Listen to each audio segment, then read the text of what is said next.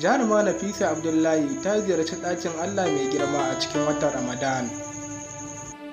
Jaruma mai suna Nafisa Abdullahi 'yar asalin garin Kano ta kai ziyara ne kwana biyu da shigan watan Ramadan. Ta sanar da haka ne a kan akawun ɗinta na Facebook.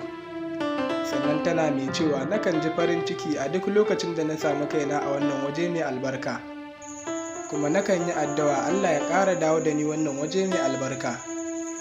Idan wannan ne zuwanka na farko wannan tasha ta mai albarka, ko kuma wannan ne zuwanki na farko, muna buƙatar ku danna mana subscribe, sannan ku danna alamar ƙararrawar sanarwa ta yadda za mu dinga sanar da ku da zarar mun ɗora sababbin shirye-shiryenmu a kan kari.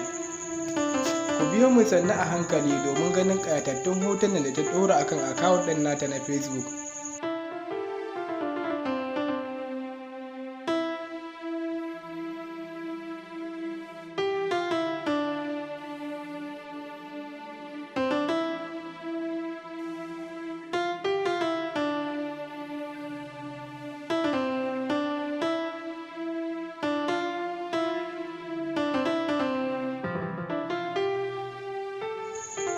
Haka zalika, sati ɗaya da ya gabata, jarumar ta sai mota kirar Chevrolet wadda darajar ta kai akalla naira miliyan 7.